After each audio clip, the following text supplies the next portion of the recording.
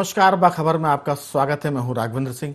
बाखबर में हम बात करेंगे मध्य प्रदेश के पूर्व मुख्यमंत्री कमलनाथ के बारे में। दरअसल आज उन पर बात करने की वजह इसलिए क्योंकि कमलनाथ को कांग्रेस ने महाराष्ट्र सरकार को बचाने के लिए अपना ऑब्जर्वर नियुक्त किया है। तो कह सकते हैं कि जिस शिवसेना के लीडर एकनाथ शिंदे ने बगावत की है शिवसेना से और महाराष्ट्र सरकार से, उनको मनाने का काम अब कमलनाथ को दिया गया है। यानी एक नाथ को मनाएंगे कमलनाथ, यहाँ से कहानी शुरू होती है। ये अलग बात है कि मध्य प्रदेश में कमलनाथ की सरकार भी इसी तरह से कांग्रेस के लोगों की बगावत कारण चली गई थी और कमलनाथ मध्य प्रदेश में कांग्रेस सरकार को बचा नहीं पाते। लेकिन हमेशा ऐसा नहीं होता, हर दिन एक से नहीं होते हैं। अब कमलनाथ मध्य प्रदेश में कांग्रेस की सरकार खोने के बाद एक अलग तजुर्बेकार लीडर के रूप में सामने आए हैं। कह सकते हैं कि सरकार गिरने की वजह से जो उनके पास अनुभव आया, मुझे लगता है कि कांग्रेस ने, हाईकमान ने उनके इस अनुभव का लाभ महाराष्ट्र में लेने की तैयारी की है और उम्मीद की जा रही है कि शायद सरकार को वो बचाने में सफल हो पाएंगे। बहुत सारी बातें होंगी। एकनाथ शिंदे क्या थे, अब क्या हो गए, क्योंकि एकनाथ शिवसेना के वफादार लीडरों में हैं। 2019 में वो शिवसेना के विधायक दल के लीडर भी थे। मुख्यमंत्री उन्हीं को बनना था, लेकिन एनसीपी और कांग्रेस के चलते उनको सीएम की पद से दौड़ से बाहर कर दिया गया और उद्धव ठाकरे बन गए। तो कुल जमा इस पर हम बातचीत करेंगे कि एक नाथ को कैसे मनाएंगे कमलनाथ। चर्चा के लिए हमारे साथ 3 मेहमान हैं। स्टूडियो में हमारे साथ हैं हमारे पत्रकार साथी आशीष दुबे जी। स्काइप पे हमारे साथ हैं हमारे पत्रकार साथी संदीप पौराणिक जी और टेलीफोन लाइन पर हैं इंदौर से हमारी वरिष्ठ पत्रकार जयश्री पिंगले जी। आप तीनों का बहुत बहुत स्वागत है। इंदौर और महाराष्ट्र का बड़ा पास का कनेक्शन है। लोग कहते हैं मध्य प्रदेश में कि इंदौर यानी मिनी मुंबई। तो देखते हैं कि क्या जानकारी हमारे जयश्री जी के पास होगी, हम शेयर करेंगे। लेकिन चर्चा की शुरुआत मैं करूंगा आशीष जी आपसे, क्योंकि कमलनाथ जी को आप बहुत निकट से कई वर्षों से जानते हैं और कांग्रेस को भी। क्या लगता है कि मध्य प्रदेश के कमलनाथ अपने तजुर्बे के आधार पर क्या महाराष्ट्र की उद्धव सरकार को संकट से निकाल पाएंगे या अभी संकट लंबा चलेगा? पहले आपकी राय। देखिए, ये संकट एक ऐसा है जो बहुत आसानी से टलने वाला नहीं है।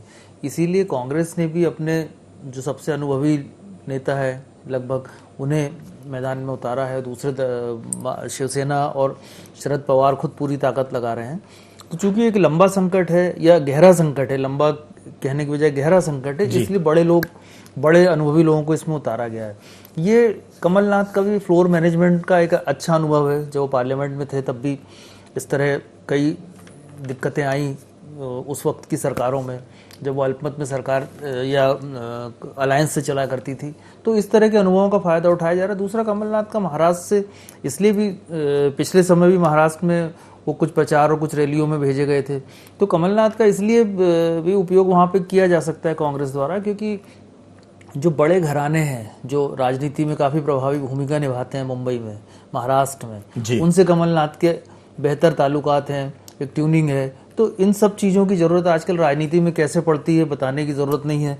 लेकिन इन सब चीज़ों को देख के, और दूसरी सबसे बड़ी बात है कि कांग्रेस के भी 10 विधायकों की ये खबर है कि वो नाराज हैं और वो कोई कदम ले सकते हैं, ऐसी आशंका कांग्रेस को भी है। तो कांग्रेस को अपने विधायकों को एकजुट करने और हालातों पर नज़र रखने के लिए इसी तरह के किसी नेता की ज़रूरत रही, जिसकी वजह से कमलनाथ का उपयोग किया जा रहा है। और ये जो पूरा संकट आया हुआ है, और कमलनाथ इसको इसलिए भी समझ सकते हैं क्योंकि वो खुद वो चोट खाए हुए हैं, वैसी ही चोट खाए हुए हैं। उन्होंने वही चोट मध्य प्रदेश में खाई थी जो महाराष्ट्र में उनके कांग्रेस और शिवसेना की गवर्नमेंट खाने वाली है।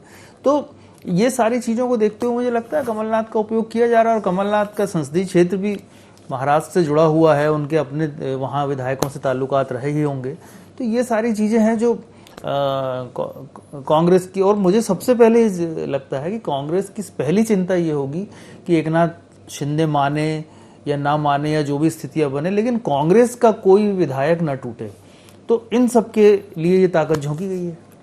बिल्कुल, लेकिन इसमें एक बात और है कि छत्तीसगढ़ के मुख्यमंत्री भूपेश बघेल का भी इसमें उपयोग हो सकता है। हो सकता है कि कांग्रेस हाईकमान उन्हें दिल्ली से वहां शिफ्ट करे, क्योंकि दिल्ली में वो जो ईडी की पूछताछ चल रही है राहुल गांधी से, उस पूरे मामले को वो हैंडल कर रहे हैं भूपेश बघेल। और कांग्रेस के जो राष्ट्रीय नेताओं में बड़ी तेजी से उभरे भूपेश बघेल, यूपी के चुनाव की हम बात करें तो वहां भी उनकी महत्वपूर्ण भूमिका थी। दिल्ली की बात करें, ईडी की जो पूछताछ है उसमें वो महत्वपूर्ण भूमिका निभा रहे हैं। तो मुझे लगता हरियाणा है के कि विधायकों को भी वहां रखा था उन्होंने राज्य में। तो मुझे लगता है कि आने वाले दिनों में अगर संकट और गहराएगा तो शायद कमलनाथ के साथ भूपेश बघेल को भी वहां कांग्रेस पार्टी क्लब कर सकती है। जी, फिर भी मुझे एक बात लगती है कि चूंकि भूपेश बघेल आक्रामक हैं, जी। काफी करीब हो गए हैं वो हाईकमान के, तो उनका उपयोग भी किया जाएगा और निश्चित तौर पे जो जहां है वहां से इसका उसकी मदद ली ही जा रही होगी, कोई भी पार्टी ले रही होगी। लेकिन फिर भी एक बात लगती है कि इस पूरे जो भी ये प्लान है उसमें इस पूरे उसको तोड़ने के लिए सिर्फ एक शरद पवार ही हैं जो वहां पर, मुझे लगता है कि इस संकट से तीसरी बार, जैसा वो कहते हैं, ये तीसरा संकट है सरकार गिराने वाला, तो उसको वो निकाल सकते हैं। अब ये क्या है, आज की रात बड़ी महत्वपूर्ण होगी इस पूरे मामले में, तो देखिए क्या इसमें निकलता है। बिल्कुल संदीप जी, दरअसल एनसीपी की बात भी इसमें है और शरद पवार तो बड़े खिलाड़ी माने जाते हैं महाराष्ट्रीय पॉलिटिक्स में और देश की राजनीति में भी उनका बड़ा योगदान है। कम से कम जोड़ तोड़ के मामले की बात करें तो सीधी सी बात है कि जो शरद पवार कभी कांग्रेस से निकलकर नई पार्टी बनाते हैं और उसके बाद वो महाराष्ट्र के साथ साथ भारतीय राजनीति में दखल रखते हैं, इस पूरे घटनाक्रम में एनसीपी का भी एक विधायक एकनाथ शिंदे के साथ सूरत में है। तो इसका मतलब कि एकनाथ शिंदे ने कांग्रेस के विधायक, शिवसेना के विधायक और एनसीपी के विधायकों पर भी हाथ डाला है। और ये जो राजनीतिक हाथ डाला है, इस पर क्या एनसीपी का रिएक्शन होगा? कांग्रेस ने तो अपना रिएक्शन बता दिया है, कमलनाथ जैसे दिग्गज को वो भेज रहे हैं। मध्य प्रदेश से चूंकि इस मामला जुड़ गया है अब, तो आपको लगता है कि कमलनाथ जी जो खुद अपनी सरकार को बचाने में असफल हो गए थे, वो एकनाथ को समझा पाएंगे? आपकी राय? देखिए राघवेंद्र जी, कमलनाथ जी के पास जिम्मेदारी एकनाथ को समझाने की नहीं। आशीष जी ने जैसा कहा जी, मुझे लगता है कि कमलनाथ जी को कांग्रेस के विधायकों को एकजुट रखने के लिए भेजा जा रहा है। उनकी मूल जिम्मेदारी होगी एक तरफ कांग्रेस के विधायकों को एकजुट रखने की, वहीं शरद पवार या एनसीपी में जो विधायक है वो कभी कांग्रेस में रहे होंगे उनमें से बहुत से जी। और कमलनाथ जी का क्या दायरा बहुत बड़ा है राजनीति का कांग्रेस के अंदर, तो कई विधायक एनसीपी के भी ऐसे होंगे जो कमलनाथ जी के संपर्क में होंगे। तो कुल मिलाकर के एनसीपी और कांग्रेस दोनों के विधायकों को एकजुट रखने के मकसद से कमलनाथ को भेजा जा रहा है, जहां तक मैं समझ पा रहा हूं। क्योंकि कमलनाथ, जैसा आशीष जी ने भी कहा कि फ्लोर मैनेजर बड़े माने गए हैं राजनीति में, कांग्रेस की राजनीति में, और देखा भी है लोगों ने। लेकिन सवाल यही उठ रहा है राघवेंद्र जी कि जो कमलनाथ जी मध्य प्रदेश की सरकार को मैनेज नहीं कर पाए या वहां फ्लोर मैनेज नहीं कर पाए, अपने विधायकों को नहीं रोक पाए, क्या वो महाराष्ट्र में ये रोल निभा पाएंगे?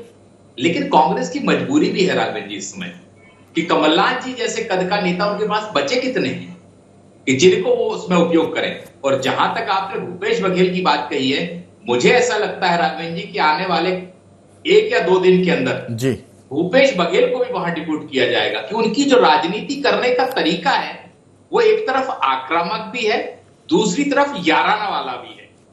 छत्तीसगढ़ का भी महाराष्ट्र से बहुत करीब का रास्ता रहा है, नाता रहता है नेताओं का।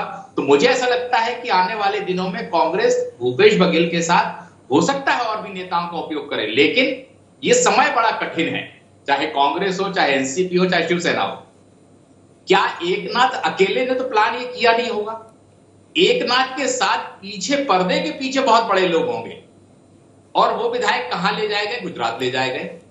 तो राघवेंद्र जी ये एक ऐसा मामला है जिसमें 29-30 विधायकों की बात है, जो इतनी बड़ी संख्या में विधायक पलायन कर गए और महाराष्ट्र की सरकार को, शिवसेना को पता नहीं चला। ये बड़ा सवाल है। मुझे ऐसा लगता है कि अगर जल्दी मैनेज नहीं हुआ तो बड़ा संकट है महाराष्ट्र की सरकार पर। संदीप जी, क्या उद्धव ठाकरे दूसरे कमलनाथ साबित होते हुए दिख रहे हैं आपको? क्योंकि आपने कहा कि उनके विधायक टूट गए, उनको पता ही नहीं चला। जी, मुझे ऐसा लगता है राघवेंद्र जी, कई बार क्या हो जाता है कि हम एक सीमित दायरे में रहते हैं, हमें अपने लोगों से संपर्क नहीं होता हमारा। कई राजनेता ऐसे हैं जो अपने विधायकों से, अपने नेताओं से निरंतर संपर्क में रहते हैं, और कई लोग ऐसे होते हैं जिनकी विधायकों से मुलाकात महीनों में होती है। मुझे ये लगता है जो बात आप कह रहे हैं कि जिस तरह की कमलनाथ जी की और मध्य प्रदेश के विधायकों के बीच दूरी रही, मुझे लगता है कि महाराष्ट्र में भी लगभग यही हाल रहे। यही कारण है कि आपके लोग चले गए और आपको पता नहीं चला। बिल्कुल। जयश्री जी, कमलनाथ जी ने अपनी सरकार यहां गंवा दी, संपर्क और संवाद के अभाव में, तो हमें लगता है कि अगर वो उस संकट को टालने में सफल रहे, सरकार को वो बचा पाए उद्धव ठाकरे की, या कांग्रेस के विधायकों को एकजुट रख पाए, तब तो ठीक है। नहीं तो कहा जाएगा कि जहां जहां पैर पड़े संतन के। मध्य प्रदेश में सरकार रही, चली गई, जो सरकार को बचाने जा रहा है अगर वो बच गई तो यश उनके खाते में जाएगा, और नहीं बचा पाए तो फिर वही कहेंगे, बात होगी कि जहां जहां पांव पड़े संतन के तहां तहां बंटा ढार। आपको क्या लगता है कि क्या एकनाथ शिंदे, जैसा संदीप जी बता रहे हैं कि उनके पीछे भी वो लोग होंगे जो अभी नजर नहीं आ रहे? अभी तो सिर्फ चेहरा है एकनाथ शिंदे जी 2019 में शिवसेना विधायक दल के लीडर थे, मुख्यमंत्री बनने के लिए उनका ही नाम चल रहा था, लेकिन कांग्रेस और एनसीपी ने भांजी मारी और उसके चलते उद्धव ठाकरे को मुख्यमंत्री बनाया गया।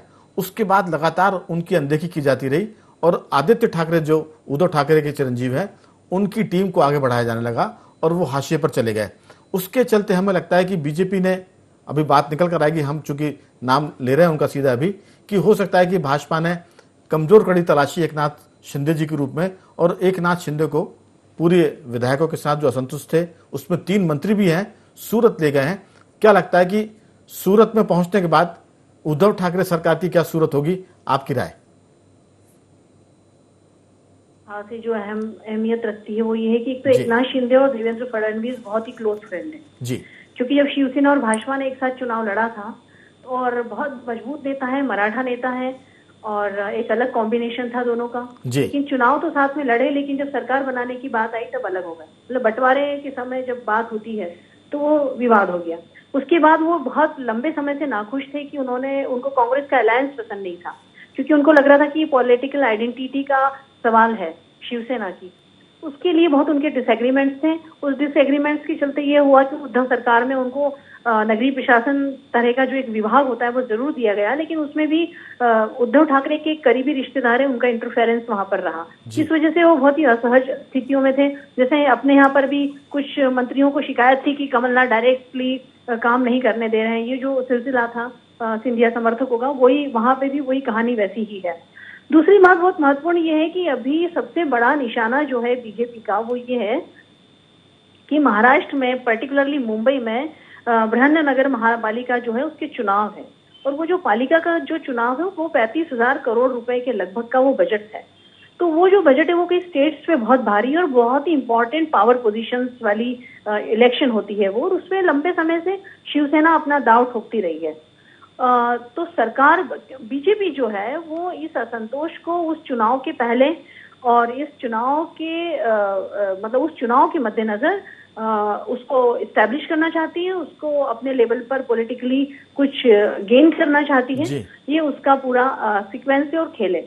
अब मुद्दा ये है कुल मिलाकर कि जो बम्बई की महानगर पालिका में रूल करता है वो ही महाराष्ट्र की राजनीति में बहुत प्रभाव रखता है, क्योंकि आप जानते हैं राजनीतिक दलों का जो भी सिलसिला होता है, जो फंडिंग है, जो तमाम चीजें हैं, उसमें एक पावर गेम है वो पूरा। बिल्कुल। दूसरी बात ये कि कमलनाथ को भेजने का मतलब सिर्फ ये है कि कमलनाथ जो है वो शरद पवार के बहुत निकट मित्र हैं, और शरद पवार को एक, अभी अहमद पटेल की बात आप देखिए कि कांग्रेस में है कौन जिनसे बात की जा सके। सोनिया गांधी खुद बीमार है, राहुल जो है वो ईडी को फेस कर रहे हैं।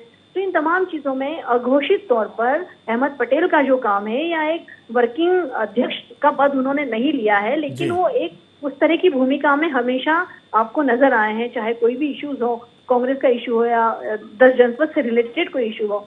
तो वहां पे कमलनाथ का होना इसलिए भी जरूरी है कि उनका एक अपना गांधी परिवार के साथ उनका एक तादात्म्यता, उनका विश्वास, और दूसरा कि जैसे कि मेरे मित्र सहयोगियों ने कहा कि उनके जो इंडस्ट्रियलिस्ट और तमाम लोगों से जो कॉन्टेक्ट्स हैं, उनका जो एक बहुत बड़े एरिना में जो उनका काम रहा है, और he is a man of the real politics, जिसको अपन कहते हैं कि जो जमीन की, जो फ्लोर की राजनीति है, उसको समझने में, उसको जानने में उनका एक अपना तरीका है। हालांकि ये बात अलविदा है कि वो खुद की सरकार नहीं बजा पाए, ये बात बहुत एक बड़ा डिसअपॉइंटमेंट और एक अलग किस्म की कहानी है उनके साथ में वो। लेकिन इन तमाम चीजों में कमलनाथ का होना बहुत जरूरी है कांग्रेस के लिए भी।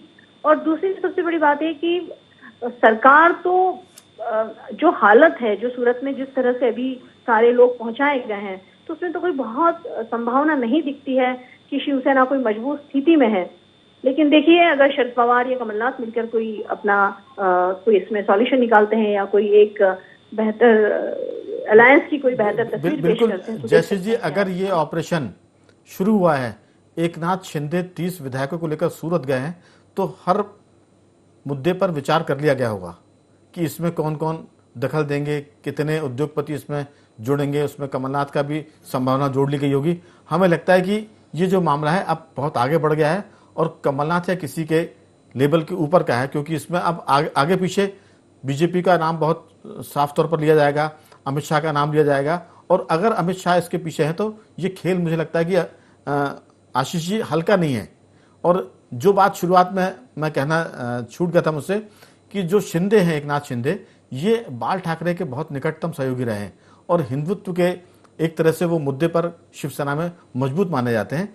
तो उनको लगा कि कांग्रेस और एनसीपी के बाद शिवसेना अपने हिंदुत्ववादी मुद्दे से पीछे हट गई है, कमजोर पड़ गई है। इस वजह से शिवसेना का जो हिंदू वोट बैंक है वो घटा है और इस मुद्दे पर वो मुझे लगता है कि पार्टी के भीतर हो सकता है कि आने वाले दिनों में अगर ये ऑपरेशन लोटस जो भाजपा का है या एकनाथ शिंदे का ये सफल हुआ तो आने वाले दिनों में शिवसेना 2 हिस्सों में बटी हुई भी दिखेगी।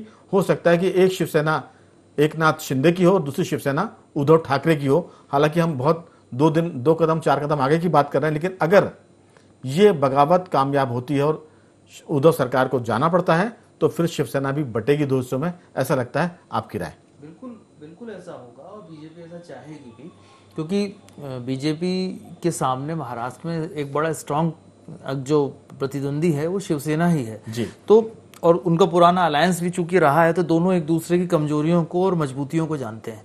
तो बीजेपी जो है बिल्कुल ये चाहेगी कि शिवसेना को किसी तरह कमजोर किया जाए, चाहे संख्या के मुकाबले में, चाहे विचारधारा और लोगों के मुकाबले में। तो ये जो बीजेपी का ये जो दाव आया है ये बहुत सारी चीज़ों के एक संकेत हैं। देखिए आप कि अभी राष्ट्रपति चुनाव भी होना है, अगले महीने राष्ट्रपति चुनाव है। बीजेपी के पास 13,000 वोट कम है राष्ट्रपति चुनाव के लिए।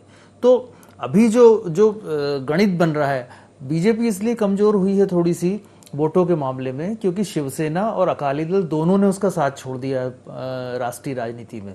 तो जो सांसद कम होते हैं तो उससे वोटों का गणित जो है, विधायकों के वोट भी उनमें जुड़ते हैं सांसदों के वोटों के साथ।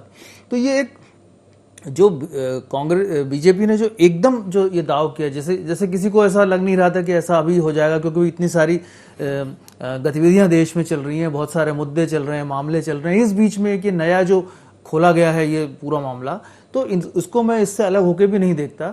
ये एक नई एक्सरसाइज है, नई तैयारी है उस चुनाव के लिए भी। और बीजेपी इसीलिए अभी पिछले दिनों बीजेपी ने जो जगन मोहन रेड्डी की पार्टी से और उड़ीसा में पटनायक से की जो पार्टी है उससे तालमेल की कोशिश की है, उनसे पैचअप की कोशिश की है ताकि राष्ट्रपति चुनाव में उनका उम्मीदवार आसानी से कंफर्टेबली जीत जाए। तो अभी जो वोटों का गणित है उसमें बीजेपी थोड़ी सी कम होती है। अब ये कैसे इसमें तकनीकी रूप से कैसे आएगा ये एक बड़ा विषय है बात का, लेकिन जो ये पूरा हुआ है, जैसा आप कह रहे हैं, लंबी तैयारी का खेल है, तो ये वाकई बड़ी लंबी तैयारी का खेल है। इसके 2 शिकार होंगे, एक तो वो चुनाव भी का निशाना भी सत्ता है और दूसरा जो है महाराष्ट्र की जो किरकिरी सी बीजेपी को लगती है सरकार की, जो जहां से उसकी बिल्कुल सरकार हाथ में आके चली गई, तो वो भी उसकी एक वो जो साध है वो पूरी होगी। तो इसलिए वो ये नहीं देखेगी कौन कमजोर हो रहा है कौन, वो निश्चित तौर पर बहुत तैयारी के साथ और बहुत होमवर्क के साथ आई है। तो ये अगर शरद पवार का करिश्मा या कमलनाथ और ये सब सरकार बचा लें, उद्धव ठाकरे की जो एक जेंटलमैन जैसी एक पॉलिटिक्स है, ये सब मिलकर अगर बचा लें तो बहुत बड़ा करिश्मा ही होगा। बिल्कुल। और कह सकते हैं कि राष्ट्रपति चुनाव के चक्कर में उद्धव ठाकरे की सरकार पर संकट आ गया, ये भी एक चीज आपकी बातचीत से निकल कर आती। लेकिन सवाल ये कि जो एकनाथ शिंदे अगर इस पूरे मामले में इतने दूर चले गए हैं, इतने कदम आगे बढ़ गए हैं, तो हम ये मान सकते हैं कि अब इस पर वापसी का कोई रास्ता नहीं है।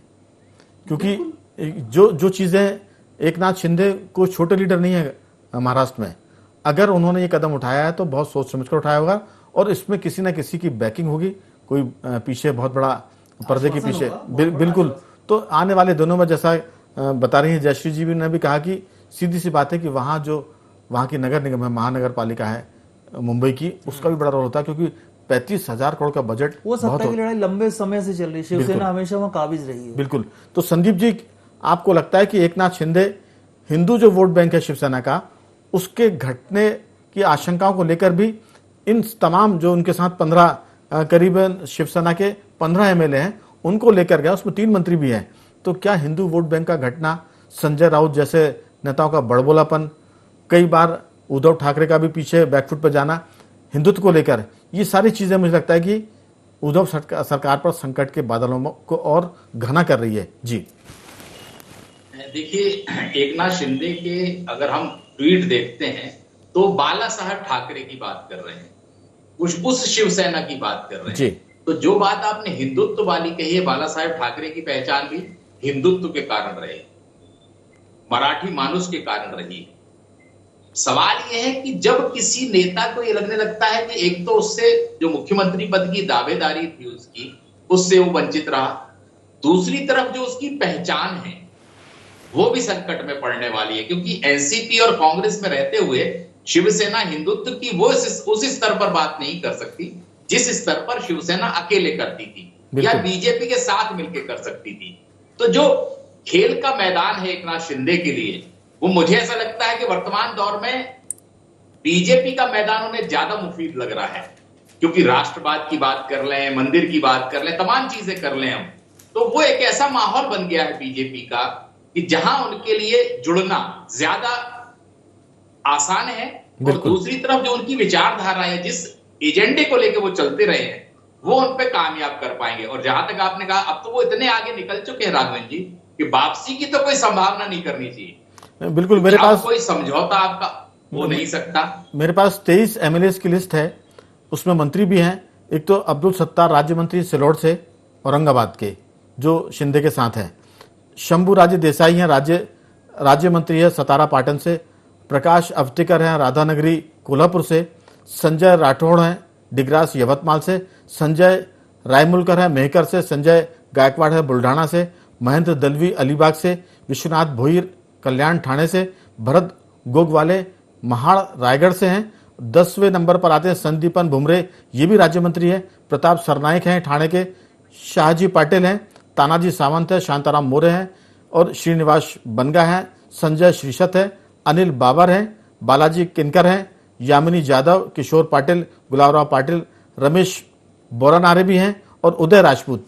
तो ये 23 नाम है। मैं अंतिम टिप्पणी नहीं जाऊंगा जयश्री जी के पास। जयश्री जी, ये जो 23 नाम है, वैसे 35 नामों की सूची बताई जा रही है, आपको क्या लगता है कि फाइनली जो बात मैं भी कह रहा हूं, संदीप जी भी कह रहे हैं कि एक नाथ जी जितना आगे बढ़ गए हैं, क्या अब उससे वापसी हो सकती है? कमलनाथ जी कोई पैचअप करा सकते हैं? आपकी बहुत संक्षेप में राय।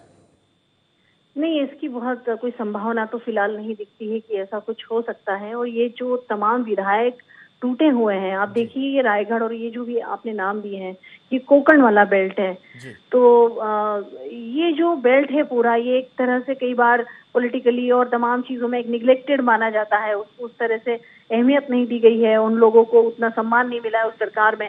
ये भी बहुत सारी चीजें आई हुई है, मिनिस्ट्री में भी गड़बड़ हुई है उनके साथ में। तो मुझे संजय राउत की बयानबाजी ने भी कोई इसमें बहुत भूमिका निभाई है एकनाथ शिंदे को आहत करने में?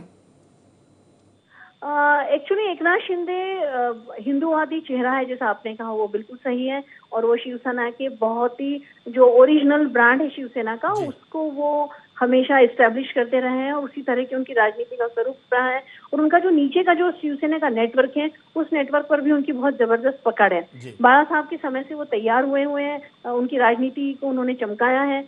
और इस तरह से संजय राउत का जो सवाल है, वो कभी भी जमीनी नेता तो रहे नहीं, उन्होंने इस तरह से चुनाव नहीं लड़ा हुआ है। तो कई लोगों के लिए संजय राउत की उपस्थिति या मौजूदगी असहज करने वाली रही है। लेकिन संजय राउत जो है, वो शिवसेना का एक इंटेलेक्चुअल और बौद्धिक, दिल्ली में एक रहने वाला चेहरा है, दिल्ली में घूमने वाला चेहरा है।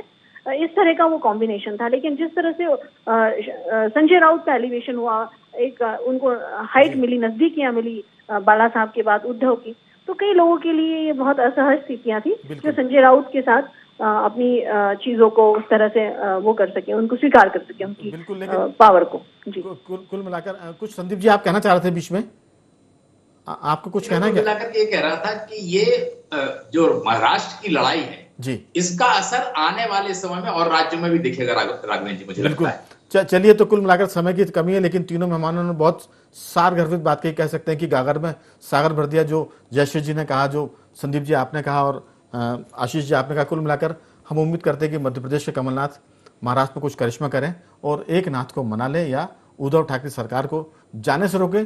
अगर ये सब भी न कर पाए तो कम से कम जो कांग्रेस के विधायक हैं उनको एकजुट रह पाए, ताकि वो आने वाले समय में कांग्रेस की राजनीति को महाराष्ट्र में बेहतर कर पाए। तो बखबर में आज सिर्फ इतना ही। कल किसी और मुद्दे पर आपसे बात करेंगे, तब तक बने रहिए हमारे साथ और देखते रहिए IND 24।